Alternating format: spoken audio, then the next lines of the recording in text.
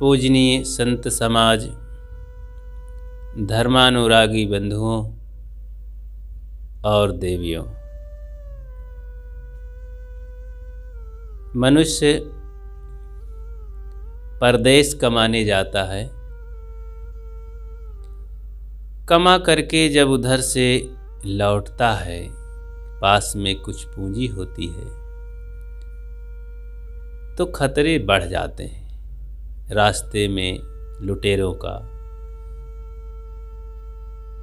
तो ऐसा ही कुछ हुआ कि 2-3 लोग परदेश गए थे कमाने। वहाँ से कमा करके आ रहे थे। रास्ते में देखते हैं कि एक बड़ी सी नदी बह रही है। किनारे एक बहुत बड़ा तंबू लगा हुआ है। अभी तंबू खाली है और उधर से कुछ आवाज आ रही थी किनारे से, आओ आओ, खूब मेला लगा हुआ है, बहुत करारा मेला है, बहुत सुंदर मेला है, क्या बढ़िया खूब सजा हुआ है। 5 विषयों का भोग यहाँ पर उपस्थित है, कोई कमी नहीं है। आओ आओ, खूब सुख भोगो मुसाफिरों, आओ, चूको नहीं, यह अवसर बार बार नहीं मिलेगा। बहुत प्रेम से आवाज कर रहे थे। तो 2 साथियों के कान में ये ज़्यादा पड़ी आवाज़। उसने कहा, यार बहुत विशाल तंबू है, इस तंबू के नीचे कहते हैं बहुत विशाल मेला लगा हुआ है, नाटक होने वाला है, सर्कस होने वाला है, और ये बार बार नहीं है मौका देखने सुनने का, और देखते चलें। कितना बढ़िया 5 विषयों का भोग यहाँ उपस्थित है। तो यहाँ आँखों के लिए पूरी देखने की सुविधा है, दृश्य अनेक प्रकार का, कानों से अनेक प्रकार के बाजे, और स्पर्श नवयुतियाँ खूब हैं, खाने पीने के क्या व्यंजन मिष्ठान और सब खटरस है। तो खेल तमाशे अनेक प्रकार के राग रंग सब है। देख लिया जाए, फिर ये मौका मिले कि ना मिले जिंदगी में। एक ने कहा, नहीं भाई नहीं, हम लोग कमा के आ रहे हैं, कोई ठिकाना नहीं, विश्वास नहीं है कहीं। बदमाश लोग भी ऐसा होते हैं। अब इधर बतियाते सुनते नदी के किनारे पर पहुंच गए तो घाट से एक मल्लाह बहुत तेजी से आवाज लगा रहा था कि भाइयों सावधान रहो, जल्दी से आओ। तो तेजी से आवाज कर रहा था। मल्लाह कहता, टेर कर नौका खड़ी तैयार है, जल्दी चलो आओ, चढ़ो, चढ़ते ही बेड़ा पार है। संझा समय अंतिम घड़ी, बेड़ा न फिर से आएगा, जो चढ़ गया सो चढ़ गया, नहीं पार जाने पाएगा। मल्लाह कहता, टेर कर नौका खड़ी तैयार है। इस तरह से बड़े मीठे ढंग से ताकत लगा के आवाज़ दे रहा था। कुछ मुसाफिर किनारे खड़े थे, दुविधा में थे। एक मन कह रहा था, चलो यार ये खेल तमाशा देख लें, बहुत अच्छा दृश्य है। एक मन कह रहा था, नहीं नहीं, कोई ठिकाना नहीं चोर बदमाशों का, रास्ते में सब अपरिचित लोग हैं। एक परिणामदर्शी मुसाफिर था, उसने कहा, देखो भाई रास्ता में कोई ठिकाना नहीं, हम तो सीधा चलते हैं। देखो संध्या का समय है, दोबारा नाव आने वाली नहीं नदी में, अब पार हो चलते हैं। यहाँ इस पार खतरा है, जंगल है, बहुत बड़ा जंगल था, वहीं तंबू तना हुआ था। तो 2 लोग नहीं माने, उनको चैन नहीं पड़ी और तंबू की तरफ बढ़ गए। जैसे उधर बढ़े तो लोग, वहाँ जो एजेंट लोग थे, वहाँ के कर्मचारी स्वागत पूर्वक तंबू के नीचे ले गए। 5 विषयों का खूब भोग दिए और शराब नशा इत्यादि पिलाए। और जैसे आधी रात हुआ, सब मस्त से मतवाले हो गए, सारे मुसाफिर हजारों इकट्ठे हो गए थे। सभी प्रकार का राग रंग भोग उपस्थित था, सब उसी में मस्त उन्मत्त हो गए।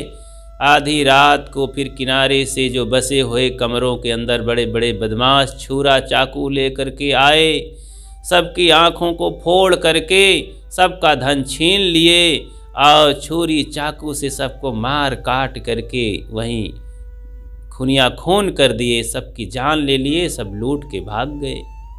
और सब वहीं कुआं था, वहाँ चाकू छुरी लगा था, उसी में फेंक दिए, सब उसी में चाकू छुरी में कट के कतर के मर गए।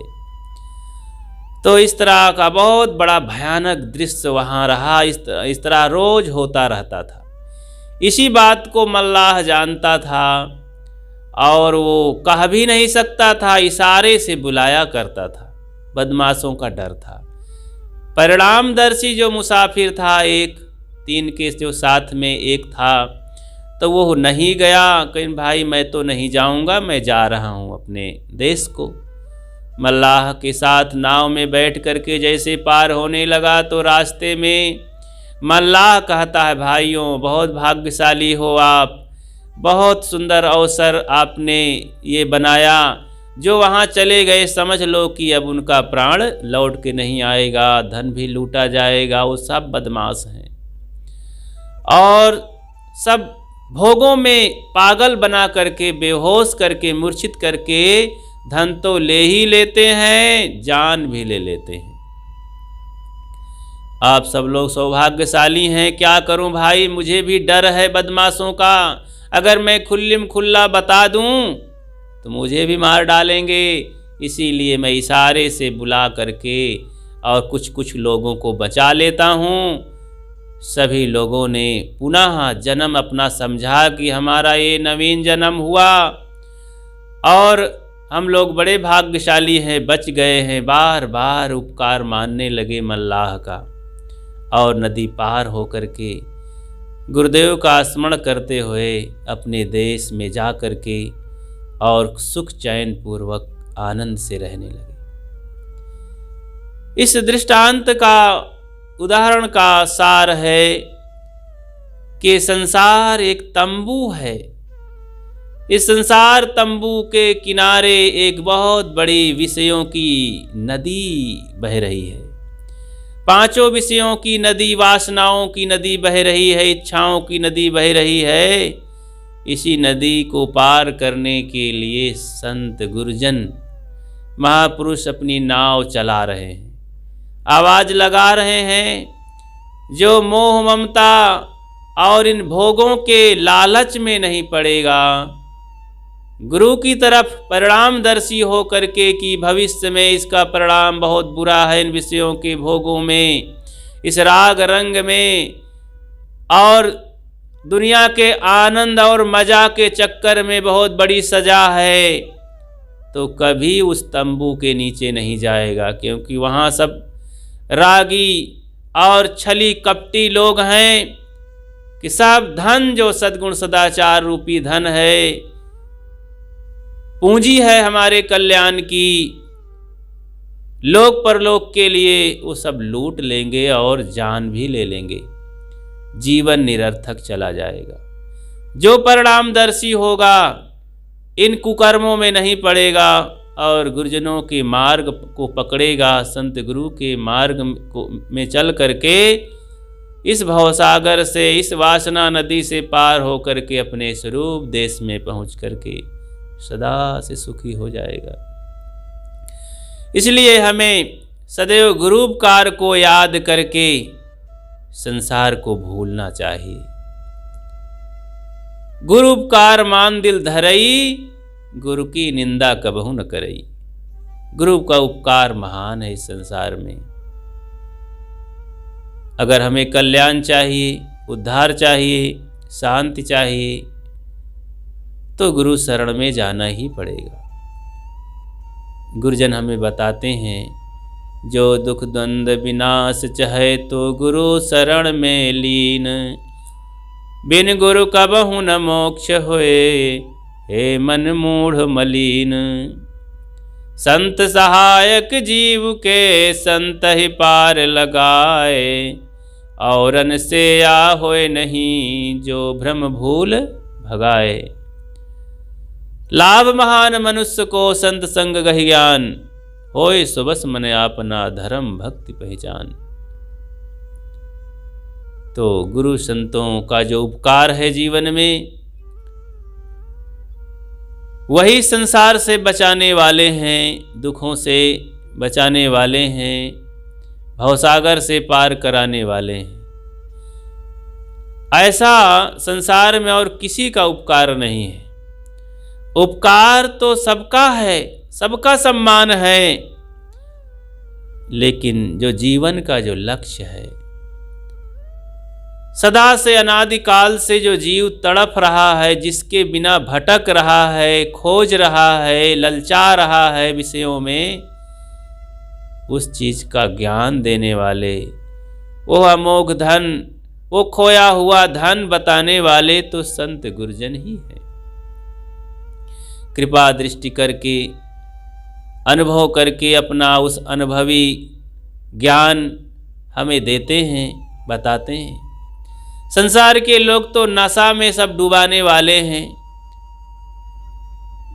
राग रंग की चीजों को ही, विषयों को ही माल टाल बता के वो कहते हैं अरे भाई यही तो माल है, यही तो अमृत है, फिर अवसर नहीं मिलेगा, फिर जीवन नहीं मिलेगा, और इसे भोग लो, इसे प्राप्त कर लो, फिर क्या है, एक दिन मर जाना है। इस संसार के राग रंग विषयों को ही भोग करके वो तृप्त होना चाहते हैं। इसका रहस्य तो गुरुजन बताते हैं।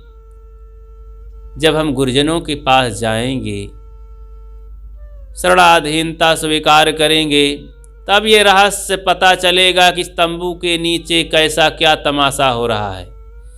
सुंदर दिखता है, बड़े हाव भाव से ठग, ये ठग नगर है, सब ठग लेते हैं, देखते नहीं है कितना प्यार से बच्चों को शादी ब्याह के बंधन में बांध देते हैं, कहते हैं शुभ विवाह। अरे भाई बूढ़ों से पूछ लो, जो जिंदगी जी चुके हैं, जिनका बाल पक गया है, वहीं ठगाते ठगाते और नाक रगड़ते रगड़ते उन लोगों से पूछें कितना माल टाल उनको मिला, कितना सुख मिला। तो भाई साहब को उसी में उसकी महिमा बता करके माता पिता भाई बंधु दादा दादी मामा फूफू नानी नाना सब वही बात बताने वाले हैं। एक से एक दिलचस्प मित्र, दांते काटे रोटी जिसको कहते हैं, ऐसे ऐसे मित्र हैं। दिल खूब मिला है, लेकिन वो सब लोग उसी डुबाने वाले हैं। आध्यात्मिक दृष्टि से सब नशा पिलाने वाले हैं, विषयों का नशा पिला करके मूर्छित कर देते हैं, फिर कोई होने वाला नहीं है साथी। इसका रहस्य तो गुरुजन बताते हैं, सद्गुरु कृपा करके हमारी आंखें खोल देते हैं। भीतर की आंखें मुंदी हुई हैं, वो नहीं दिखाई देती। जैसे कोई कैमरा होता है तो कैमरा लेकर के ग्राफर कैमरामैन खींचता है तो ऊपर की चमड़ी का बढ़िया सुंदर फोटो खींच लेता है। देख करके लोग उसे लालच करते हैं, वाह वाह क्या फोटो गजब का है। एक्सरे मशीन होती है, जब उसका फोटो आता है उसे कोई वाह वाह आज तक किया है? वाह कितना अच्छा भीतर का एक फोटो है, इसे रख दो दीवार में टांग दो। अरे भीतर की कंकाल हड्डियों का आता है, नसनाड़ियों का आता है, दाग धब्बे आते हैं एक्सरे में। वो है भीतरी रहस्य, एक्सरे देखता है, कैमरा थोड़े देखेगा। इसी तरह गुरुजनों का जो कैमरा है, मशीन है, वो एक्सरे है। वो वो भीतरी रहस्य को बताते हैं कि भैया पागल मत बनो, मालटाल जिसे समझ रहे हो देख लो, यही है मालटाल। तब पोल पट्टी खुलती है कि जहाँ पर आदमी फंसा है मूर्छित होकर के, जिसे सुख शांति समझ रहा है, जिस धन में, जिस मकान में, जिस जमीन में, जिस हाड़ चाम के शरीर में, जिन बाल गोपालों में, जिन मित्रों में, सबकी पोल पट्टी खुल जाती है जब एक्सरे बुद्धि लगती है। तो वो कौन सी बुद्धि है? विवेक बुद्धि। विवेक जागृत होए बिना ये संसार दिखता नहीं है, उसकी असलियत नहीं खुल सकती है। इसलिए हमें वैराग्यवान गुरुजनों के संग में जाकर के इस रहस्य को जागृत करना चाहिए, देखना चाहिए। ये काम संत गुरुजनों के बिना नहीं होता है। वैरागवान के संग में होए नहीं वैराग, क्योंकि संग का रंग होता है। जिन्हें सुख शांति चाहिए, ज्ञान चाहिए, ध्यान चाहिए, जो कुछ चाहिए, ऐसे लोगों के पास जाना पड़ता है। धन चाहिए तो धनवानों के पास जाइए। तो बहुत सुंदर ढंग से बताया कि ज्ञान बढ़े गुणवान की संगति, ध्यान बढ़े तपसी संग कीन्हे। मोह बढ़े परिवार की संगत, लोभ बढ़े धन में चित दीन्हे। क्रोध बढ़े नर मूढ़ की संगति, काम बढ़े तिय के संग कीन्हे। बुद्धि विवेक विचार बढ़े, कवि दीन सुसज्जन संगत कीन्हे। बुद्धि विवेक बढ़ता है सज्जनों के संग में, संतों के संग में उठने बैठने से। तो किसी मनीषी ने कहा कि तमन्ना दर्द दिल में है तो कर खिजमत फकीरों की, नहीं वह लाल मिलता है अमीरों के खजाने में। अगर ये तमन्ना है, ये लालसा है भीतर कि मुझे निर्दोष जिंदगी जीना है, निष्पाप जिंदगी जीना है, कल्याण करना है, दुखहीन जीवन जीना है, शांति की कमाई करना है, तो फिर ऐसे महान संतों के पास जाकर के हमें कमाई करना है, तब हम पार हो सकते हैं। अन्यथा इस संसार रूपी भवसागर के तंबू में जाके दुख ही दुख भोगना है और लूटे जाना है। सदा से यही करते रहे, पुनरपि जन्म पुनरपि मरणम, यहाँ जन्म लेते रहे, लुटवाते रहे और शरीर छोड़ते रहे। तो भाई जीवन को सफल बनाने के लिए मल्लाह की टेर सुनना होगा। संत गुरु रूपी मल्लाह बड़ी कृपा करके बचे और बचाते हैं, बचते और बचाते हैं। बड़े इशारे से, जैसे चौराहे का दूत होता है, चौराहे का सिपाही, करत इशारा और को आप रहे निष्ठौर। चौराहे के दूत ज्यों लखत रहे चहुओर, करत इशारा और को आप रहे निज ठौर। चौराहे का सिपाही सबको इशारा करता है, टकराने से, एक्सीडेंट से बचाता है, भीड़ को निकालता है संभाल करके, स्वयं धक्का मुक्की से बचा रहता है, बचता और बचाता है।